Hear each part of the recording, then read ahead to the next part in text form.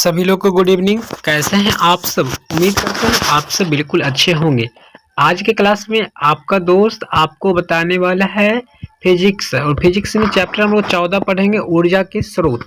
बता दें कि इससे जो भी इंपॉर्टेंट प्रश्न पूछे जाते हैं हर साल, वो सभी प्रश्न को हम लोग देखेंगे और ये क्रैश कोर्स वाला वीडियो होगा। अब आपका मॉडल सेट चलेगा, तो इसके लिए आप लोग डेली जरूर आइएगा, और उसका क्लास आपका किस टाइम दिया जाए इसके लिए आप हमें कॉमेंट करके बता दीजिएगा उसका टाइमिंग क्या होना चाहिए। पहला क्वेश्चन आपसे पूछा गया है इस पाठ से कि प्राचीन काल में उष्मीय ऊर्जा का सबसे अधिक सामान्य स्रोत क्या था। तो बता दें कि प्राचीन काल में ऊष्मा का जो सबसे सामान्य स्रोत था वो था आपका पवन। पवन मतलब होता है हवा, ठीक है, हवा था पहले। चलिए अगला सवाल आपसे 2 नंबर है, कार्य करने की क्षमता को हम लोग क्या कहते हैं। ये 9th क्लास में आप लोग पढ़े होंगे निश्चित रूप से, कार्य, ऊर्जा और शक्ति चैप्टर से। तो कार्य करने की क्षमता को हम लोग कहते हैं ऊर्जा कहते हैं, अर्थात एनर्जी कहते हैं। तो 2 का भी आंसर आपका जो हो गया सी हो गया, ठीक है। पहला वाला यहाँ पर देख लेते हैं हम लोग, रुकिए। यहाँ पे प्राचीन काल में उष्मा का मुख्य स्रोत था, यहाँ पे लकड़ी था, सॉरी यहाँ पे वेरी सॉरी, यहाँ पे बी ऑप्शन होगा लकड़ी, हवा नहीं होता। 3 नंबर है, गोबर गैस एक प्रकार की है, कैसे क्या चीज़ है बताइएगा। यहाँ पे गोबर गैस, गोबर गैस जो है यह एक प्रकार का क्या है। तो याद रखिएगा गोबर गैस जो है यह एक प्रकार का बायोगैस है। तो राइट आंसर ऑप्शन नंबर आपका बी जो है बिल्कुल रूप से सही होगा। 4 नंबर है, नवीकरणीय ऊर्जा स्रोत कौन कौन से हैं यहाँ पे 4 नंबर में। तो 4 का जो आंसर यहाँ पर याद रखिएगा, नवीकरणीय ऊर्जा स्रोत का मतलब होता है जो कभी खत्म नहीं हो सकता, अर्थात ये सौर ऊर्जा हो गया, ठीक है। सौर ऊर्जा ये नवीकरणीय ऊर्जा स्रोत है। चलिए 5 नंबर सवाल आपसे पूछा गया है, जैव गैस एक उत्तम ईंधन है क्योंकि इसमें मीथेन गैस पाई जाती है।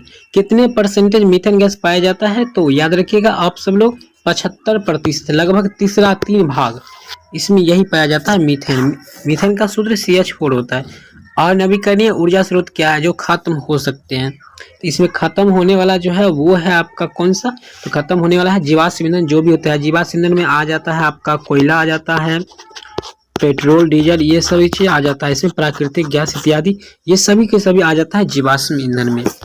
7 नंबर सवाल है, बांध के द्वारा स्थापित टरबाइन ज्वारीय ऊर्जा को किस में रूपांतरित कर देती है।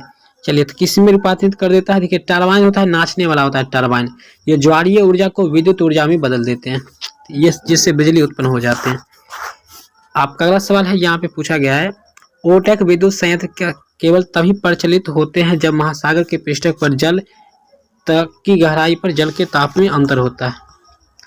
यहाँ पे 2 किलोमीटर तक का जल के ताप में अंतर होता है तभी होता है। ये क्वेश्चन देखिए इंपोर्टेंट उतना नहीं है, बट जान लीजिए यहाँ पे सी आंसर हो जाएगा, बिहार बोर्ड के लिए इंपोर्टेंट नहीं है। 9 नंबर सवाल है, हाइड्रोजन बम किस अभिक्रिया पर आधारित है। देखिए ये तो 2 ही अभिक्रिया, इसी दोनों में से कोई न कोई एक होगा। तो हाइड्रोजन बम जो बनता है बम, ये आधारित होता है नाभिकीय संलयन पर, क्योंकि इसमें 2 छोटे नाभिक मिलकर के एक बड़े नाभिक बनाते हैं, तो उसी को कहते हैं नाभिकीय संलयन कहते हैं। 10 है, तारापुर नाभिकीय विद्युत संयंत्र किस राज्य में स्थित है। तारापुर नाभिकीय विद्युत संयंत्र किस राज्य में अवस्थित है या उपस्थित है। तो 10 की याद रखिएगा, ये महाराष्ट्र में है, महाराष्ट्र की राजधानी मुंबई याद रखिएगा। राणा प्रताप सागर नाभिकीय विद्युत संयंत्र किस राज्य में स्थित है। देखिए एक प्रश्न इस तरह के भी पूछा जाता है आपकी परीक्षा में। 11 का आंसर याद रखिएगा, डी हो जाएगा राजस्थान। चलिए 12, कालपक्कम नाभिकीय विद्युत संयंत्र किस राज्य में स्थित है। 12 नंबर प्रश्न है, 12 का याद रखिएगा ऑप्शन नंबर बी हो जाएगा आपका, तमिलनाडु में स्थित, ठीक है। चलिए अगला सवाल, काकरा पर नाभिकीय विद्युत संयंत्र किस राज्य में। देखिए बहुत सारा यहाँ पे पढ़ने में दिक्कत हो रहा है। कहा जा रहा है काकरा पार नाभिकीय विद्युत संयंत्र किस राज्य में स्थित है। 13 का आंसर सी हो जाएगा, यह गुजरात में स्थित है। 14, केगा नाभिकीय विद्युत संयंत्र किस राज्य में स्थित है। 14 को याद रखिएगा, 14 नंबर प्रश्न का आंसर हो जाएगा बी, कर्नाटक में अवस्थित है, ऑप्शन नंबर आपका बी हो जाएगा। 15 है, निम्न में से कौन बायोगैस ईंधन का स्रोत नहीं है। बायोगैस ईंधन का स्रोत नहीं है, तो 15 का आंसर हो जाएगा सी, नाभिकीय ऊर्जा। याद रखिएगा ये प्रश्न इंपोर्टेंट था 15 नंबर। ग्लोबल वार्मिंग के लिए उत्तरदायी गैस क्या है, ये मोस्ट इंपोर्टेंट क्वेश्चन याद रखिएगा। आप सभी प्रश्न शुरू हो चुका है इंपोर्टेंट वाला, तो 16 का आंसर सी हो जाएगा, कार्बन डाइऑक्साइड हो जाएगा ना। ये याद रखिएगा, वायुमंडल में 0.03% उपस्थित होता है, प्रेजेंट होता है। ये टॉपिक भी आपको याद रखना है, कार्बन डाइऑक्साइड। 17 सूर्य तथा अन्य तारों की विशाल ऊर्जा के स्रोत है। सूर्य सहित अन्य तारों की विशाल ऊर्जा का स्रोत क्या है? तो ये विशाल जो है ऊर्जा का स्रोत है वो है आपका नाभिकीय संलयन। Option A.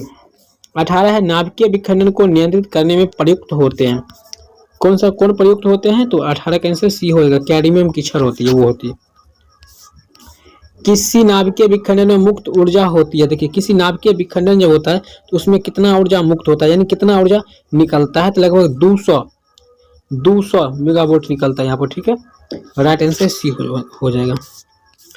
ऊर्जा का सबसे अधिक प्रत्यक्ष एवं विशाल स्रोत क्या है? तो वो है सूर्य। सन जो होता है ऊर्जा का सबसे अधिक बड़ा स्रोत होता है, सबसे अधिक निकलता है इससे। चलिए 21 बक्सा नुमा सौर कुकर में 3 से 4 घंटे के अंदर का ताप क्या हो जाता है? देखिए बक्सा नुमा सौर कुकर तो आप लोग देखे ही होंगे, इसमें कहीं दिक्कत नहीं है। तो उसका तापमान क्या होता है? लगभग 100 से 140 सेल्सियस हो जाता है, यानी पानी उबलने लगता है। 3 से 4 घंटे में अंदर का ताप हो जाता है। ठीक है, पवनों का देश कहा जाता है किसको? का देखिए पवनों का देश, ये भी प्रश्न है, यानी हवाओं का देश किसे कहा जाता है? तो वो देश कोई अलग नहीं है, वो देश है Denmark. Right answer option number C. जीवाश्म ईंधन का उदाहरण हमने ऊपर में भी बताए थे, जीवाश्म ईंधन के रूप में कोयला, लकड़ी, गोबर गैस, ये सभी। ऑप्शन नंबर आपका डी है, इनमें सभी वाला हो जाएगा। ठीक है, ऑप्शन नंबर आपका 23 का डी हो जाएगा। चलिए 24 नंबर सवाल की ओर। सौर ऊर्जा को विद्युत ऊर्जा में परिवर्तित करता है कौन? कर देखिए सौर ऊर्जा को विद्युत ऊर्जा में बदलने का काम जो करता है वो कौन करता है? तो वो करता है सौर सेल। राइट आंसर सी, जो कि छत पे लगाया रहता है इन्वर्टर के रूप में। एक उत्तम ईंधन क्या? देखिए एक उत्तम ईंधन है तो वो क्या है इसमें से? तो उत्तम ईंधन वही होता है जो जलने के बाद राख कम मात्रा में दे और प्रदूषण भी कम फैलाए, धुआं भी कम निकले। तो वो है आपको केवल जैव gas. Right answer option number आपका डी हो जाएगा। 26 नरोड़ा नाभिकीय विद्युत संयंत्र किस राज्य में स्थित है? नरोड़ा नाभिकीय विद्युत संयंत्र किस राज्य में स्थित है? याद रखिएगा 26 का आंसर सी हो जाएगा उत्तर प्रदेश। चलिए 27 जीवाश्मी ईंधन ऊर्जा के हैं कैसा स्रोत है? जीवाश्मी ईंधन ऊर्जा के कैसा स्रोत है? 27 का बी हो जाएगा और नवीकरणीय स्रोत है, बी ऑप्शन हो जाएगा। 28 सरदार सरोवर बांध किस नदी पर है? सरदार सरोवर बांध, ये BBI मोस्ट इंपोर्टेंट क्वेश्चन याद रख लीजिएगा आप लोग। 28 का आंसर सी हो जाएगा मेरे भाई, आप याद रख लीजिए सभी प्रश्न को, बहुत ज्यादा इंपोर्टेंट है। टिहरी बांध किस नदी पर बना है? याद रखिएगा टिहरी बांध तो सबसे पहले ये उत्तराखंड में है, काफी बार सवाल पूछा गया ये कहाँ है? तो उत्तराखंड में है। अब किस नदी पर बना हुआ है? तो याद रखना है ये बना हुआ है गंगा नदी पर। किस नदी पर मेरे भाई? याद रखिएगा गंगा नदी। 30 नंबर प्रश्न, भारत का पवन ऊर्जा द्वारा विद्युत ऊर्जा में उत्पादन करने वाला देश कौन सा है? पवन ऊर्जा द्वारा विद्युत ऊर्जा उत्पादन करने वाला देश कौन सा है? तो वो हो जाएगा आपका डी, 5वां स्थान आता है इसका। ठीक, कितना स्थान आता है देश में, कौन सा स्थान है? तो 5वां स्थान है। लास्ट और अंतिम सवाल होगा हम लोग का 31 नंबर, सौर सेल बनाने के लिए किसका उपयोग किया जाता है? बहुत ज्यादा इंपॉर्टेंट है, ये प्रश्न पिछले साल भी पूछा गया है, शायद ये क्वेश्चन था। ठीक है, तो सौर सेल बनाने के लिए किसका उपयोग किया जाता है? याद रखिएगा सिलिकॉन का, जो कि एक उपधातु आ जाता है सिलिकॉन। बहुत ही मोस्ट इंपोर्टेंट क्वेश्चन था सभी के सभी। उम्मीद है कि इस क्लास से आपको कुछ ना कुछ सीखने को मिला होगा। अगर नीचे आप जाकर के यहाँ पे भी ज्वाइन हो सकते हैं, यहाँ पे आपको सभी प्रश्न मिल जाएगा। और बात कर लेते हैं यहाँ पे कि अगर आप लोग PDF लेना चाहते हैं फ्री में, तो आपको इसके लिए क्या करना होगा? गूगल पे जाना होगा और गूगल पे आकर के आप लोग यहाँ पे आएंगे, मॉडल पेपर भी आप डाउनलोड कर सकते हैं। इसके लिए आपको क्या करना है? सर्च कर लेना है, यहाँ पे देखिए हम यहाँ पे इस साइट का नाम सर्च कर लेंगे जहाँ पे आप वीडियो को देख रहे हैं, यही कर लेंगे माधव NCERT क्लासेस। करने के बाद आपको क्या करना है? यहाँ वाले ऑप्शन पे क्लिक कर देना है। इस वाले ऑप्शन पे क्लिक करेंगे आप, हमारे सामने यहाँ पे ऐसा मिलेगा। हम मॉडल पेपर के अंदर जाएंगे, देखिए ये मॉडल पेपर के अंदर जाएंगे तभी जाकर आपको मिलेगा हिंदी का मॉडल पेपर या भी जो भी विषय मॉडल पेपर है। यहाँ पे आने के बाद आपको क्या करना है? यहाँ पे जुड़िए। यहाँ पर आप देख रहे हैं matric 10th model paper 2023 download link, इस पर आपको क्या करना है? क्लिक कर देना है।